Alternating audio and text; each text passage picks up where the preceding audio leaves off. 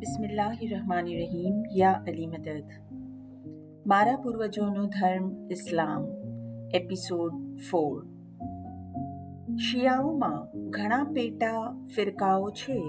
એમાંના કેટલાક માને છે કે હઝરત અલીનું આ આધ્યાત્મિક નેતૃત્વ, આ ઇમામત એમના મારફત છઠ્ઠી પેઢીએ હઝરત ઇસ્માઇલ પર ઉતરી હતી, જેમના વંશજ હોવાનો તથા જેમનામાંથી મારી ઇમામતનો હું પોતે દાવો કરું છું. બીજાઓ માને છે કે કરબલામાં શહીદ થયેલા અને પૈગંબરના દૌહિત્ર હઝરત ઇમામ હુસૈનના પૌત્ર હઝરત ઝૈદથી ઇમામત ઉતરી આવી હતી. વળી બીજાઓ, જેમાં ઈરાનના લોકોની વિશાળ બહુમતી અને હિન્દના શિયાઓનો સમાવેશ થાય છે, તેઓ માને છે કે જેઓ કદી મૃત્યુ પામ્યા નથી, જેઓ જીવતા છે અને આપણી વચ્ચે 1300 વર્ષથી વસી રહ્યા છે, જેને કોઈ જોઈ શકતું નથી પણ જે સૌને જોઈ શકે છે, એવા હઝરત અલીથી 12મી પેઢીએ થયેલા એક હયાત ઇમામના હાથમાં અત્યારે આ ઇમામત છે. આવો મત ધરાવનારાઓ ઇસ્નાશરીઓ તરીકે ઓળખાય છે. ઇસ્માઇલીઓમાં પોતાનામાં પણ બે પક્ષો પડી ગયા છે, જેની શરૂઆત મિસરની ફાતિમી ખિલાફત મારા પૂર્વજોના હાથમાં હતી તે સમયથી થયેલી છે.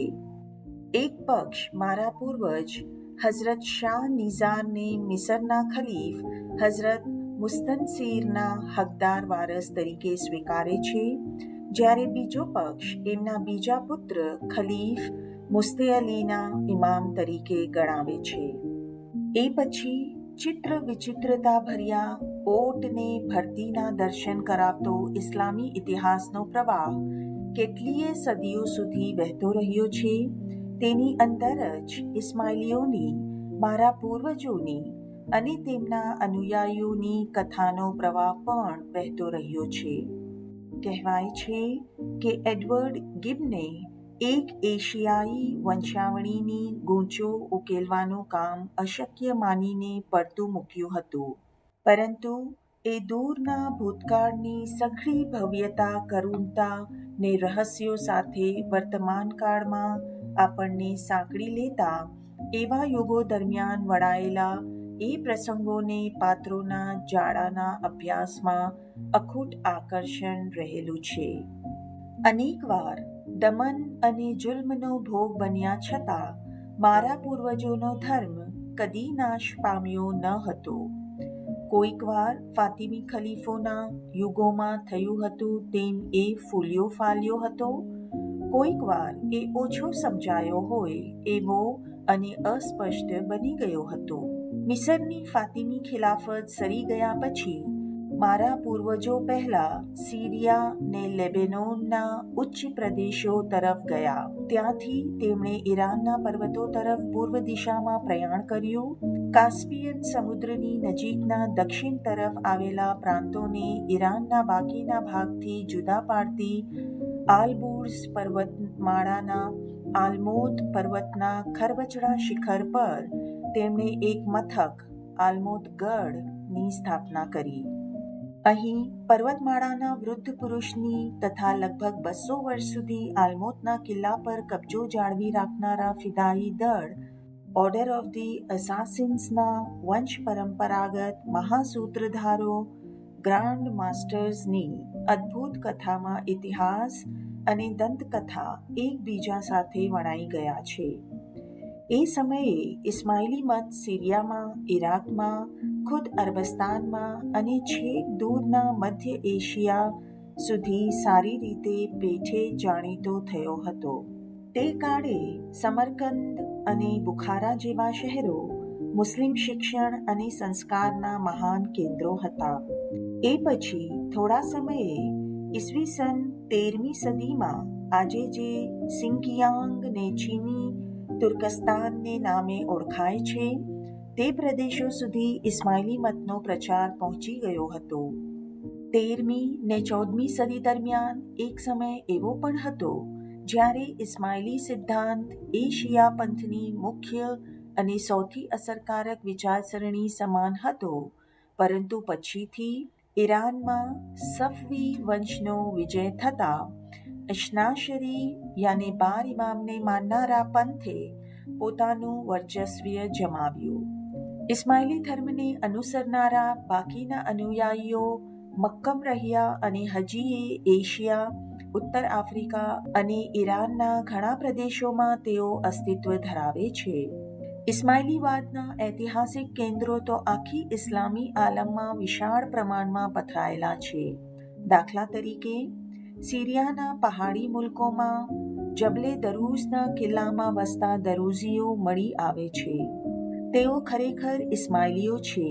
તેઓ મિસરમાંથી મારા કુટુંબે હિજરત કરી ત્યારે પ્રથમથી જ તેમની સાથે નહોતા ગયા, પરંતુ મારા પૂર્વજ મિસરના ફાતિમી ખલીફ અલ હાકીમની સ્મૃતિને જાળવી રાખી ત્યાં જ રહ્યા. પણ અત્યારે જેઓ મારા મુરીદો છે તે સિરિયાના ઇસ્માઇલીઓના સિદ્ધાંતો પ્રમાણે જ તેમણે દરૂઝીઓએ પણ પોતાના સિદ્ધાંતોની રચના કરી. આવા જ ઇસ્માઇલી ટાપુઓ પ્રદેશો દક્ષિણ મિસરમાં, યમનમાં અને અલબત્ત ઇરાકમાં પણ હસ્તી ધરાવે છે. ઈરાનમાં એ મથકો મહેલાતની આસપાસ પશ્ચિમે હમદાન તરફ અને તહેરાનની દક્ષિણે આવેલા છે. બીજા મથકો ખોરાસાનમાં લગભગ યઝદની આસપાસ ઉત્તરમાં ને પૂર્વમાં કેરમાનની આજુબાજુમાં અને દક્ષિણ તરફ ઈરાની અખાતના કિનારા પર બંદર અબ્બાસથી તે પાકિસ્તાન અને સિંધની સરહદો સુધી અને બલુચિસ્તાનમાં આવેલા છે. બીજા અફઘાનિસ્તાનમાં ખુદ કાબુલમાં છે. રશિયામાં ને મધ્ય એશિયામાં યારકંદ અને કાશગરની આસપાસ અને સિંકિયાંગના અનેક ગામડાઓ તથા વસાહતોમાં પણ ઘણા મથકો છે. હિન્દુસ્તાનમાં મારા પૂર્વજ શાહ ઇસ્લામ શાહે મોકલેલા ધર્મોપદેશકોના હસ્તે અમુક હિન્દુ જાતિઓનું ધર્માંતર કરવામાં આવ્યું હતું, જેમણે ખોજા નામ ધારણ કર્યું. આવી જ ધર્માંતરની ક્રિયા બર્મામાં છેક 19મી સદીમાં કરવામાં આવી હતી. અને હવે ઇસ્માઇલી સિદ્ધાંતના મૂળ ચડતી પડતી અને પરિભ્રમણોનો મેં આપેલો આ ટૂંકો ઇતિહાસ સમકાલીન જગતની સમીપ આવી પહોંચ્યો છે. એટલે આગા ખાન તરીકે જેઓ પહેલવહેલા ઓળખાયા અને ઈસવીસનની 19મી સદીના આરંભકાળમાં જેઓ ઇતિહાસના પ્રકાશમાં આવ્યા, તે મારા દાદાશ્રીના જીવન અને કાર્યનું વિગતવાર વર્ણન કરવું પ્રાસંગિક થઈ પડશે. તેમનું જીવન સાહસિક અને અદ્ભુત રોમાંચક હતું. કેરમાન નામના અગત્યના શહેરના વંશપરંપરાગત સરદાર અને ઈરાનના સમર્થ અને કાબેલ રાજવી ફતેહ અલી શાહના તેઓ જમાઈ હતા.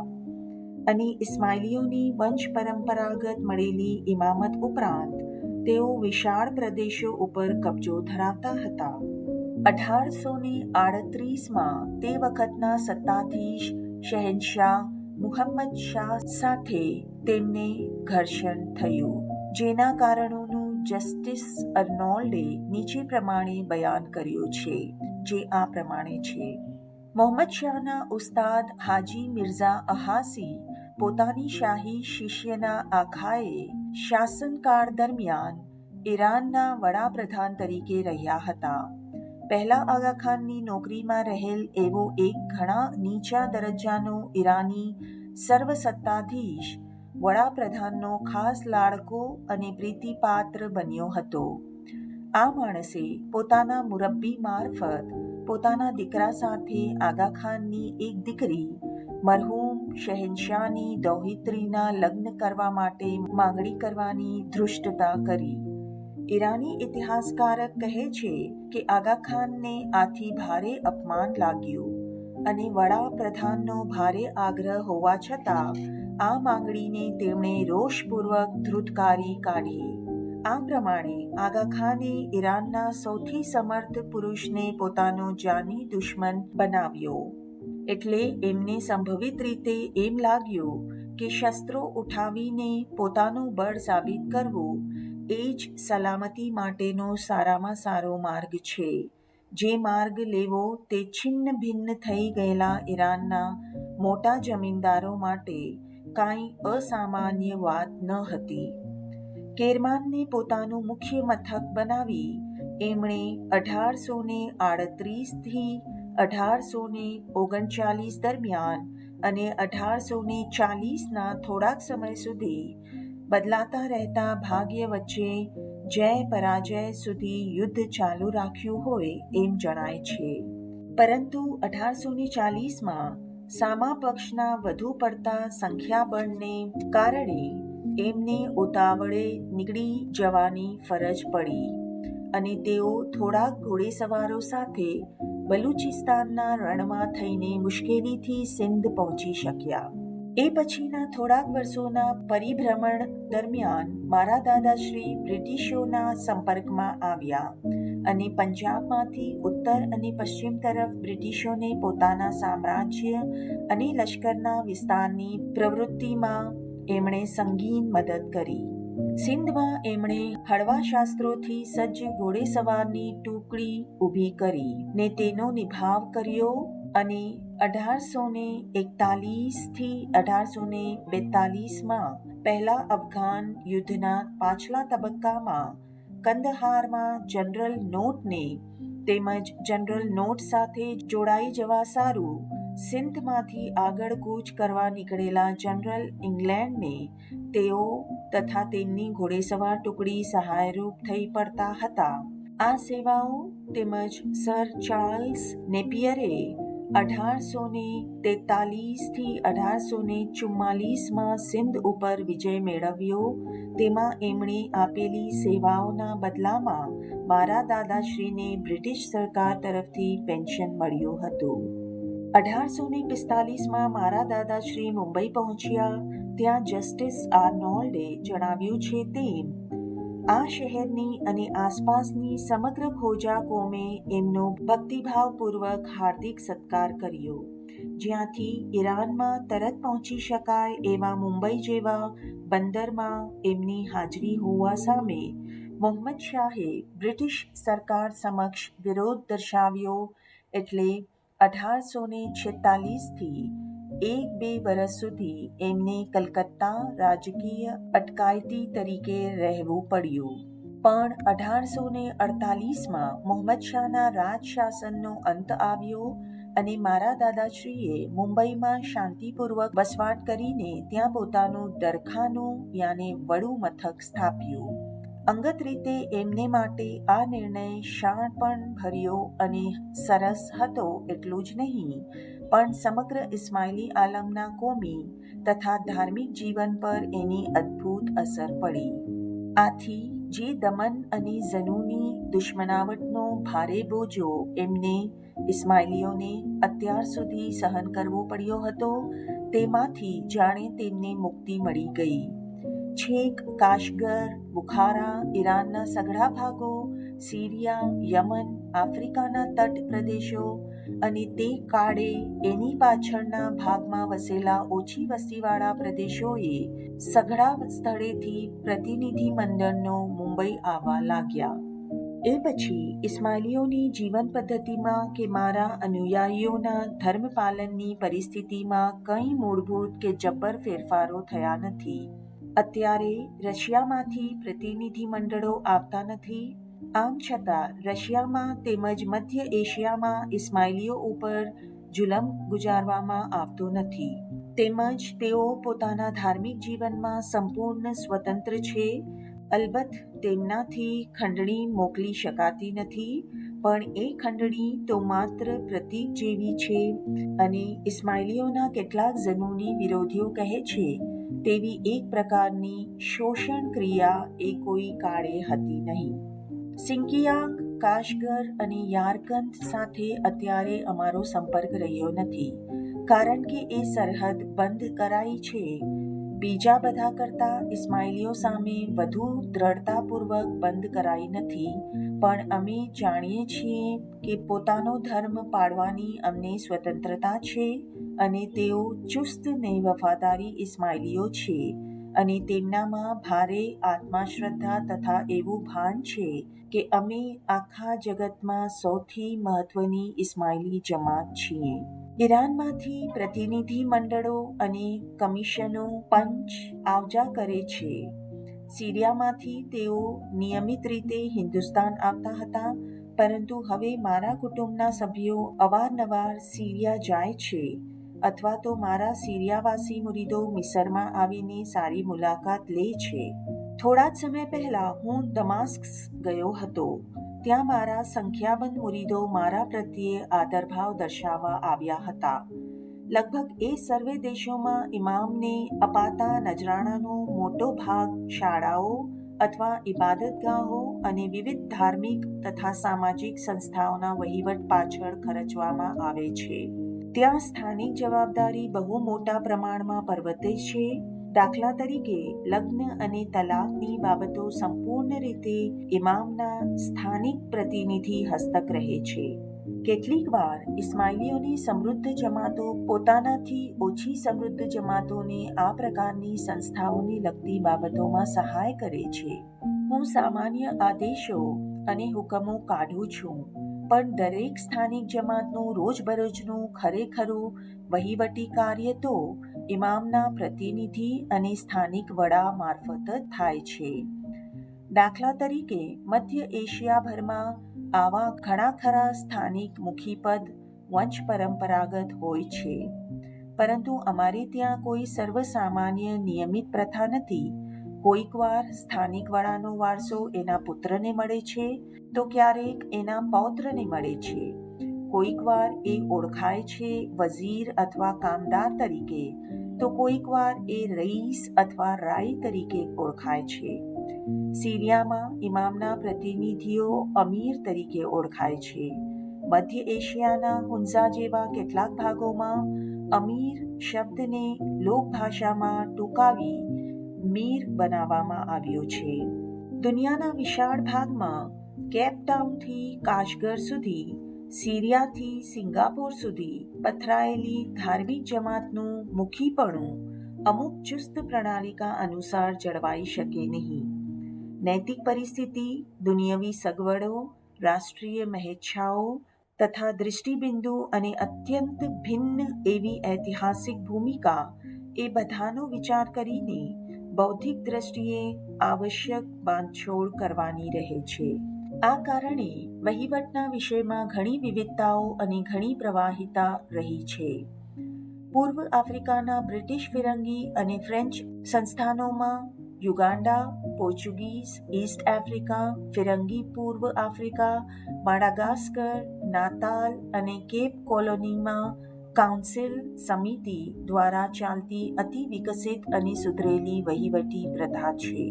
શિક્ષણ સંબંધી વહીવટકર્તાઓ, મિલકતના એજન્ટો, વ્યવસ્થાપકો, કારોબારી અને ન્યાયની કાઉન્સિલો એ સૌ ભારે પ્રમાણમાં રોજબરોજનું વહીવટી કાર્ય બજાવે છે. તેમજ મારા સામાન્ય હુકમ હેઠળ વિશાળ આર્થિક વહીવટનું પણ કાર્ય કરે છે. હિન્દુસ્તાન અને પાકિસ્તાનમાં કંઈક ઓછું વિકસિત તથા વધારે હળવા સ્વરૂપનું પરંતુ વહીવટનું આવા જ પ્રકારનું તંત્ર છે. બર્મા અને મલાયાનું વ્યવસ્થાતંત્ર ઘણે અંશે આફ્રિકાના ઇસ્માઇલી તંત્રને મળતું આવે છે. સિરિયા, ઈરાન અને પાકિસ્તાનનો વાયવ્ય સરહદી પ્રાંત એ સઘળા પોતપોતાનું અતિ લાક્ષણિક વ્યક્તિત્વ, ઐતિહાસિક ભૂમિકા અને પ્રણાલિકા ધરાવતા દેશો છે. સદીઓ દરમિયાન થયેલા આ ઐતિહાસિક ફેરફારો વધુ વિખૂટી પડી ગયેલા ઘણી કોમો, જમાતો માટે આગમનની સગવડ અથવા એનો અભાવ અને મારા કુટુંબીજનો અને મારા મુરીદો વચ્ચેના વ્યવહારના સાધનોનો વિકાસ એ સઘળાની પણ અસર થઈ છે. મધ્ય એશિયામાં ઇસ્માઇલીઓની નેતાગીરી અમુક કુટુંબો હસ્તક વંશ પરંપરાથી રહેલી છે અને સદીઓ થયા અખંડ રીતે એકધારી એકથી બીજાને ઉતરી આવી છે. અફઘાનિસ્તાનમાં અને રશિયામાં તથા ચીની તુર્કસ્તાનમાં પણ મારા મુરીદોના સંબંધમાં આવું જ બન્યું છે. ત્યાં અમુક કુટુંબો એમણે ઇસ્લામનો સ્વીકાર કર્યો ત્યારથી ઇમામના પ્રતિનિધિઓ અને વહીવટકર્તા રહ્યા છે. સ્થાનિક નેતાગીરી પેઢી દર પેઢી નિકટના સગાઓને મળતી ગઈ છે. કેટલીકવાર વંશ પરંપરા મુજબનો વડો તો કોઈકવાર હુંઝાની બાબતમાં બન્યું છે તેમ જાતે ઇસ્માઇલી હોય છે એવો ધર્મથી પર ગણાતો ત્યાંનો રાજવી આ ધર્મના અનુયાયી ભાતૃમંડળ માટેનો વહીવટકર્તા બન્યો છે. આ એકબીજાથી દૂર દૂર વિખરાયેલી કોમો સાથે હું જે પત્ર વ્યવહાર રાખું છું તેના પર સ્થાનિક સંજોગોની અસર થાય છે. બગદાદમાં અરબી ઇસ્માઇલીઓને લગતી બાબતોનો નિકાલ કરવા માટે મારા ખાસ પ્રતિનિધિઓ છે. ઈરાનમાં દરેક પ્રાંતમાં ઇસ્માઇલીઓને લગતી બાબતોનો નિકાલ કરવા માટે મારા પ્રતિનિધિઓ છે અને બહુધા જ્યારથી આ લોકો મારા કુટુંબ પૂર્વજો સાથે સંકળાયેલા છે ત્યારથી જે કુટુંબોએ વંશ પરંપરા અનુસાર સ્થાનિક નેતાઓ પૂરા પાડ્યા છે તે કુટુંબના જ સામાન્ય રીતે તેઓ આ પ્રતિનિધિઓ સભ્યો હોય છે. સિરિયામાં પ્રતિનિધિઓના આવા એક કુટુંબે મારા કુટુંબ પૂર્વજો સાથે 1000 કરતાંય વધારે વર્ષો સુધી અખંડિત સંબંધ જળાવી રાખ્યો છે. આગળનું આપણે આવતા એપિસોડમાં સાંભળીશું. Thank you. યા અલી મદદ.